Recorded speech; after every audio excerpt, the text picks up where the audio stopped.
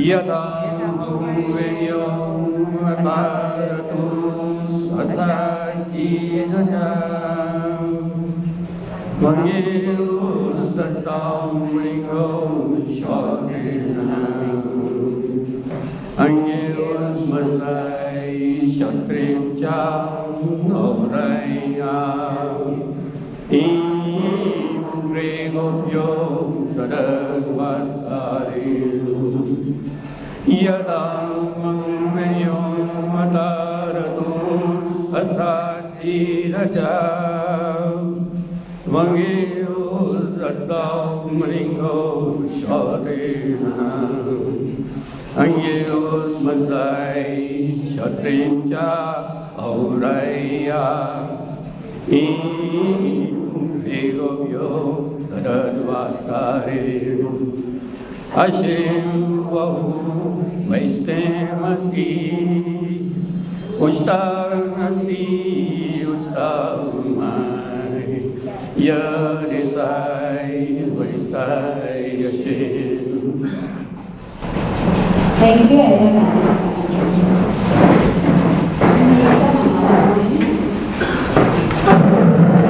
Next Tuesday, Dr. Shreema Zawadi lectures for the Professor of Health and Wellness Coaching along with skincare tips this new year. Next, along with skincare tips. And your regular knowledge,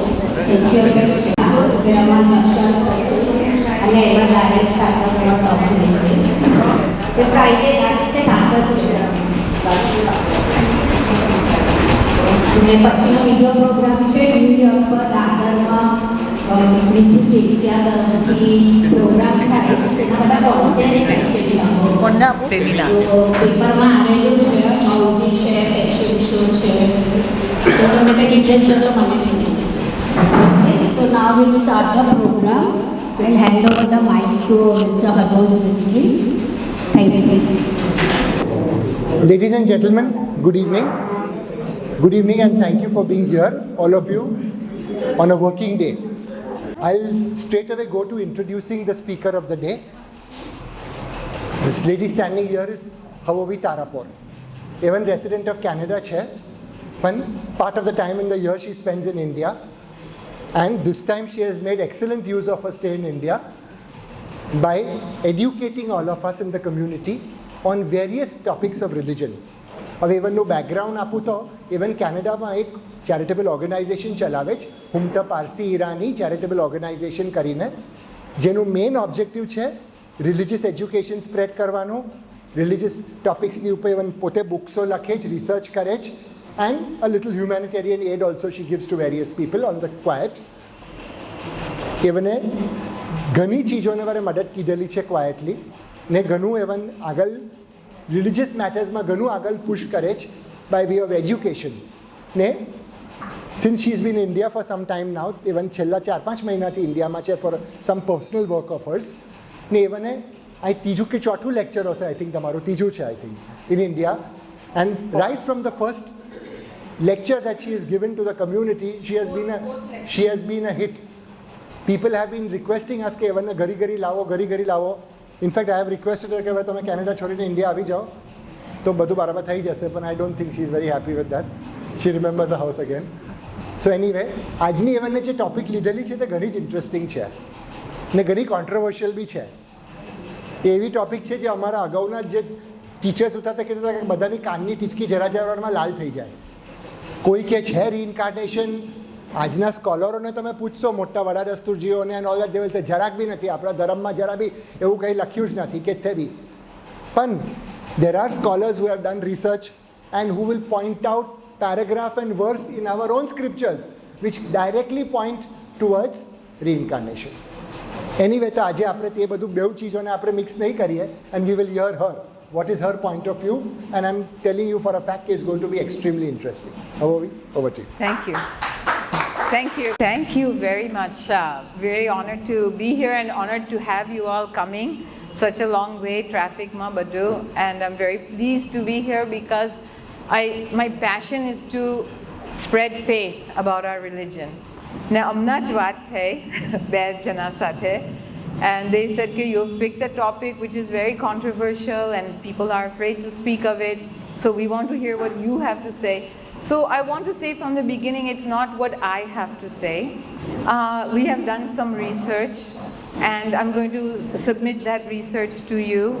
I think no matter which side of the reincarnation or not stand you take, you will be very pleasantly surprised with the results of this talk. And I hope that you can bear with me because this is a very complicated talk. And before I start into all that, I want to thank, of course, you, which is you guys, as well as the Youth Zone Union for having this organization and organizing this talk. Want to thank Enduring Faith, Hano's Mystery, Havove Mystery, and Zarek Dastur and Pearl Tirandas for their efforts in making sure that there's enough word spread about these talks, and they've done an excellent job. They're reuniting the community, different organizations. We're all getting together and we're talking about faith, which is, I think, absolutely incredible and something we need at this time. So I want to thank you all again for being here and thank everybody who has organized this discussion. And also we have a very special guest today. I'm sorry, I don't know many of you, so there might be more than one special guest, but I do know one, and I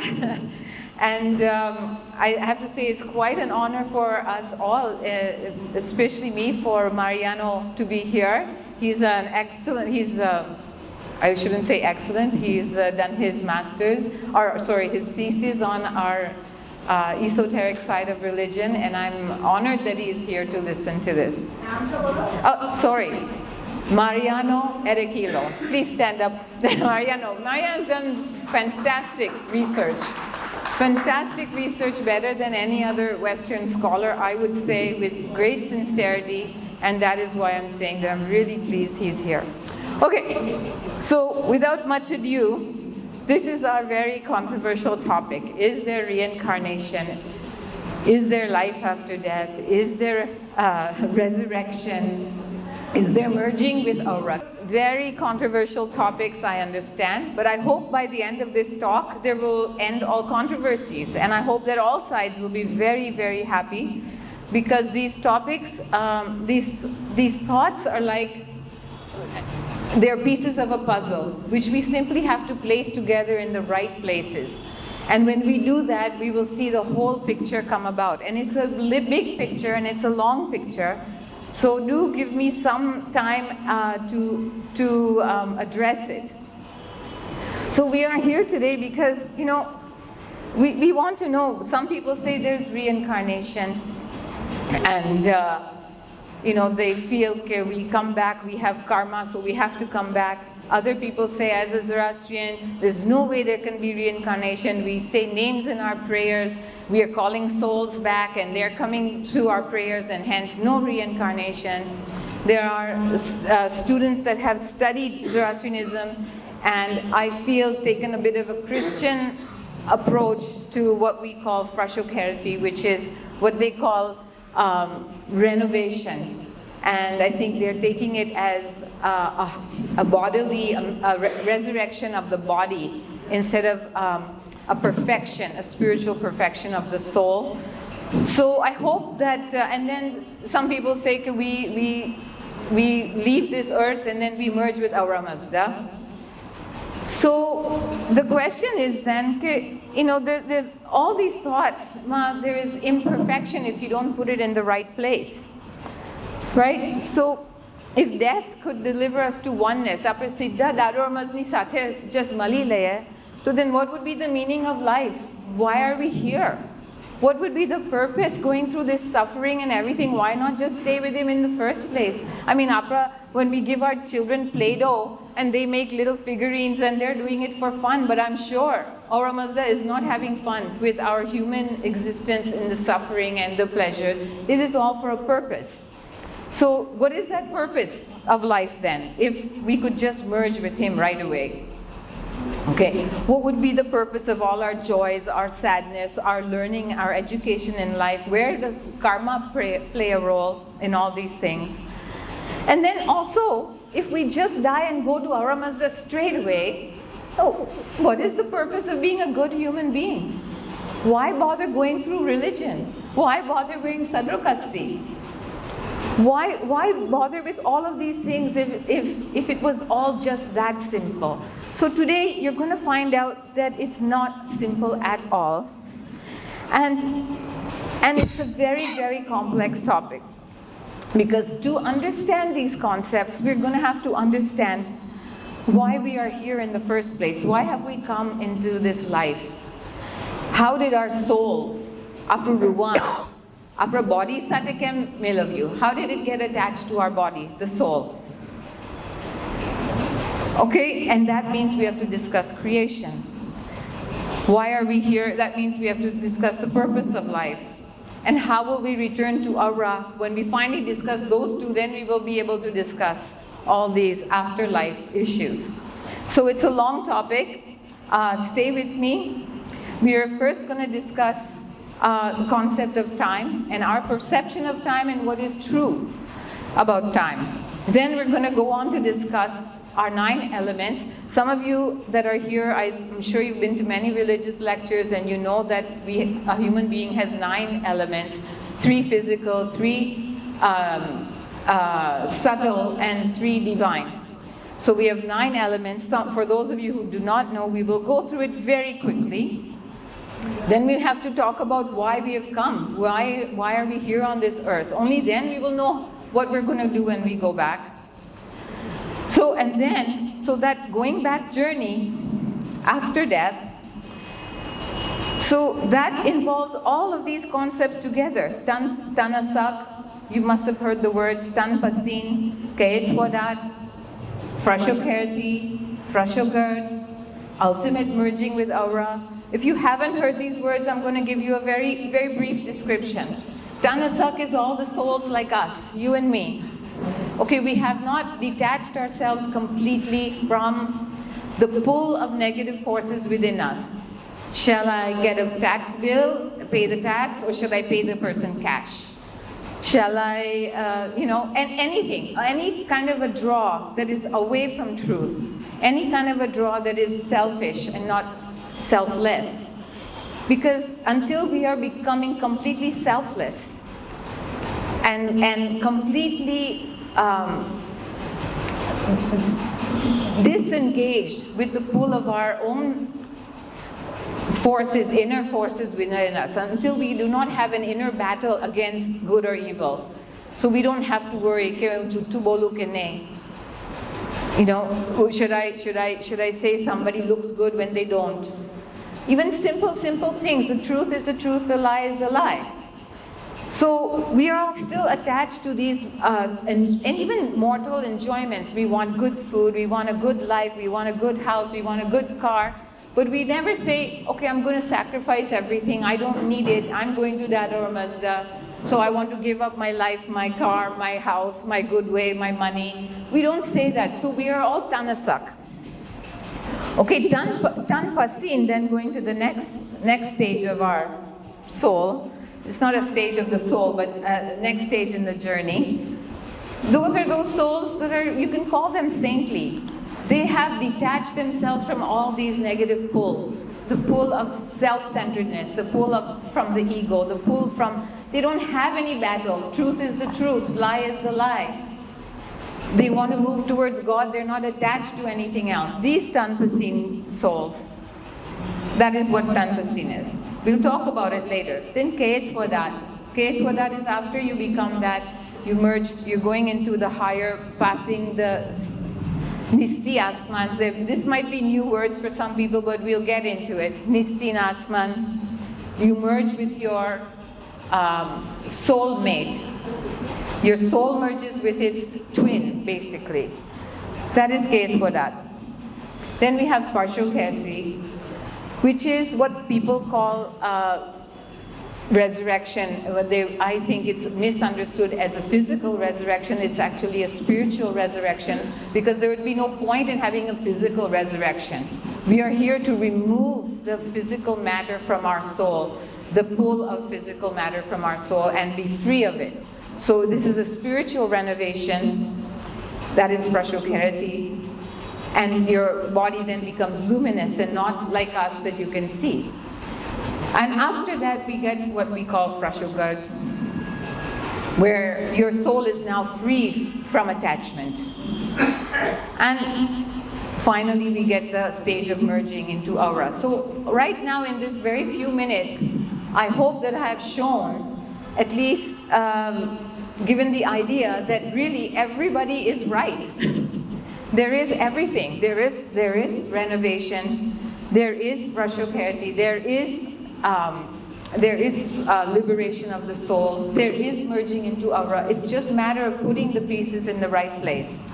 Okay, so here we go. So to understand these concepts then, we have to delve into a little bit of mysticism. Now, mysticism is not myth. Myth means that we've just made up a story, Cinderella type story, something. That is a mythology. But mysticism is understanding the truths that we cannot see with or understand within our five senses. It's going beyond our five senses, going into the spiritual realm, and through faith and through cultivation of faith and through cultivation of our soul and our thoughts through our kriya and our tariqat, we begin to see the world as mystics. We could not, you ask somebody like this, about mysticism, he has no problem telling you how the world works. But we don't understand our own life. We think we understand our own life, but we really don't understand even this very jivan, this very life that we've come. For example, how many people remember when they were born? Do you know for sure that you were born? You know you were born. But you were born because you're told that you were born. It's a bit of faith. Somebody said, Baba tu hai varase tu janam yor janam nahi. Right? We don't remember that. We don't even remember the 9 months prior to that. In the womb of in your mamma na petma, in the mother's womb. We don't remember what's happening there, but there's a reality there. So it's a long journey for us today.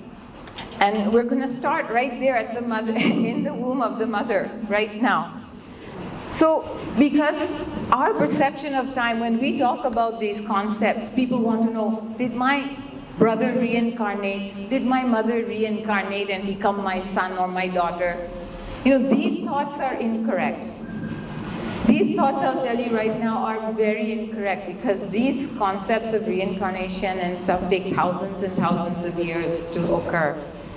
Okay, and they happen in a different time, in a different places and times that you and I are not capable of understanding. Apne samjhan ma nahi aave. Because je apna maina pet ma bhi thailu to we don't understand what happened in our mother's stomach. We don't understand this existence right here. Only now that we have science to show that we have ultrasounds and this and that, we know that the fetus goes through so many stages and so much development and everything. Before that, what did we know? Nothing. We couldn't understand what this is. And we think that life starts when we are born and ends when we're dead, but the soul's life has started thousands and thousands of millennia before and will end thousands and thousands of millennia after us. So this is a very short frame to look at your life, just as from birth to death. Okay? So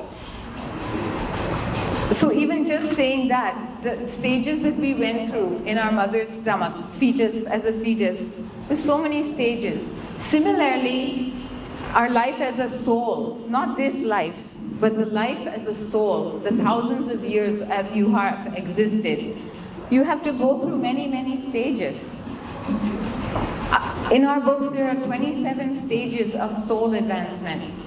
There they are. I don't know if you can read them, but they're divided into 3 categories of 9 stages each. Okay, the highest stage shows Asho Zarathustra, stage 27. The lowest stage shows Darwan humans. So, according to our teachers ahead of us, they say that we are between 1 and 2, between Darwan humans and little better than Darwan. So we have a long journey. And what does that mean, we have a long journey? Are we able to, in this very lifetime, become these Narashwans? We are not.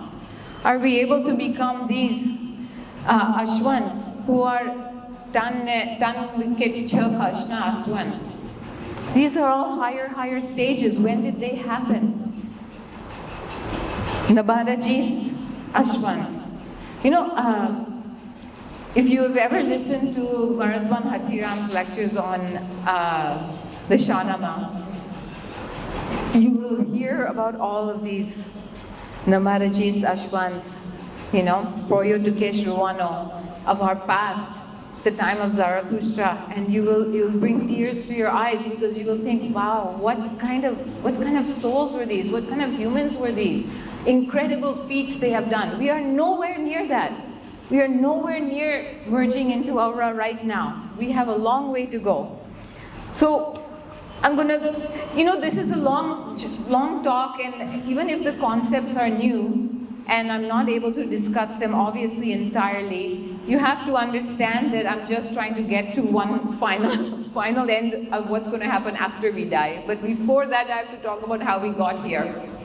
So I'm going through these things very quickly. If you are actually studying them, it would probably take months and months and years to study. But just to give you a rough idea. So even before we became humans, as human form on this very earth, the earth itself has gone through so many evolutions and dissolution. Evolution means a creation, and then once it's perfected, it pulls it back. So the earth has gone through 3 of these already. Earth was only fire. The fire no even alchemize perfection ma lavi.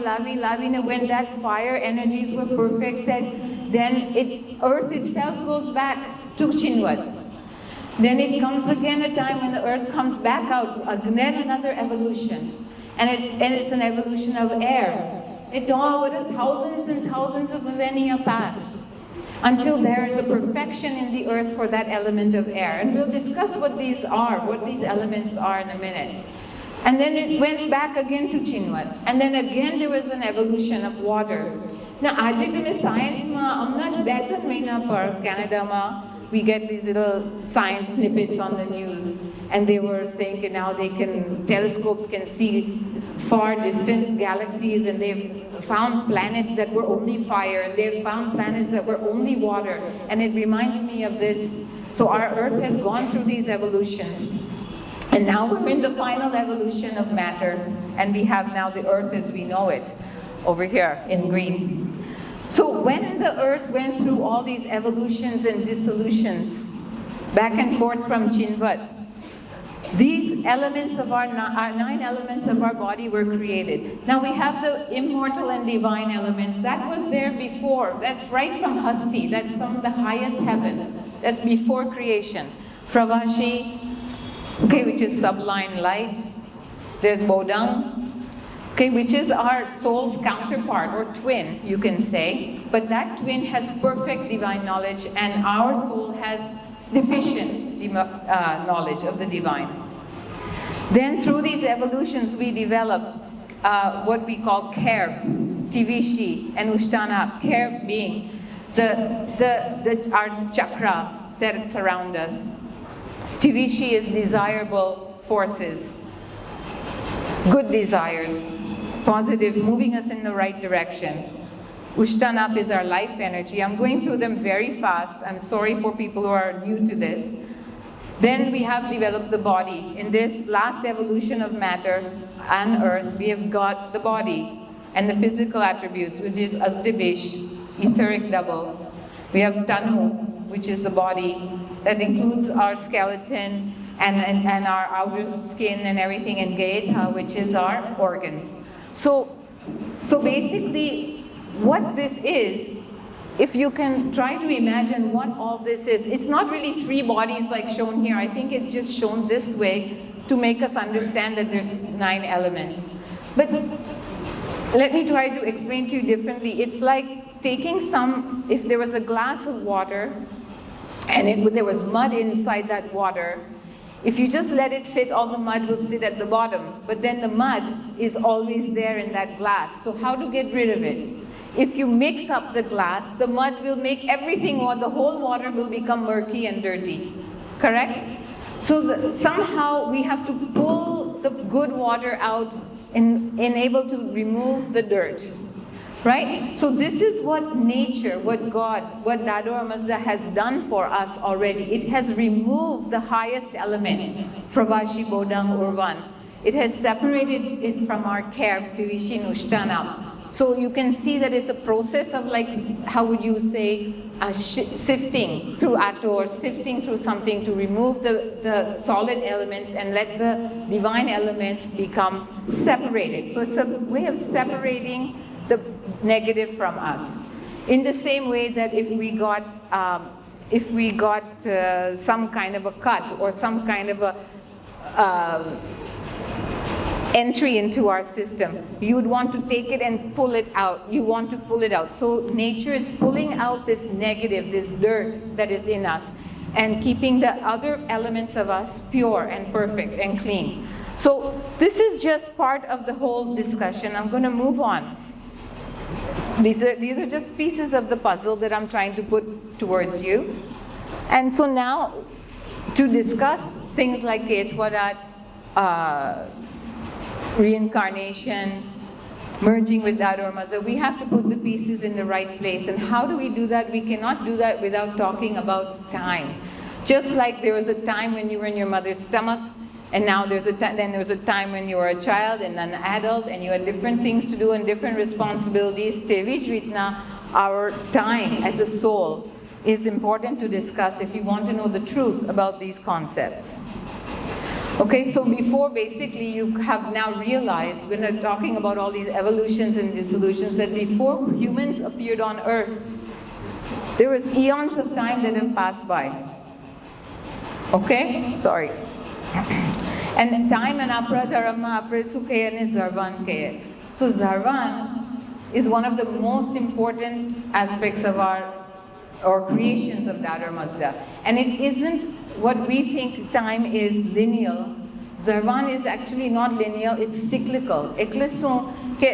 When it comes to an end, at some point, what is that end is our perfection. It is created, I go through all of these stages of creation, and then we come back to perfection, and our time is based on that cycle. Okay? It's very complex. I'm going to go through it quickly, but just to show you where it's found. Okay, I'm going to, in Merni Ashma, paragraph 8, we find these words. Thawase Kudadem, which refers to man's individual time cycles, birth and death, birth and death, birth and death. Then there's Zavarna Dargo Kudadem, which refers to the Earth's time cycles of 81,000 years each. Then we have Zavarna Makarnam, which refers to innumerable Earth's time cycles. Innumerable, Zavarna Dargo Kadatem. And then all of these are piled together in what we call Yavecha. Okay, so we have 7 time cycles that are sort of boundless time. What does that mean? You can picturize it this way a little bit. Okay, this is the number 1 is the beginning, and we're moving across up to number 7. Okay, at the end, and that all those time cycles, each one has thousands and thousands. It's called boundless time because there's not a specific time. You can't say that it's only what happened here.